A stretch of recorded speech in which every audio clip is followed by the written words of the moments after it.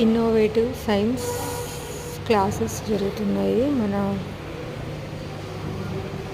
Assembly దగ్గర ball భవన్లో జరుగుతున్నాయి. ఇది ఇన్నోవేటివ్ సైన్స్ క్లాసు.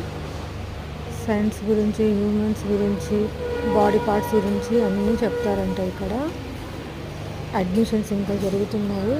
ఎవరైనా జాయిన్ అవ్వాలనుకుంటే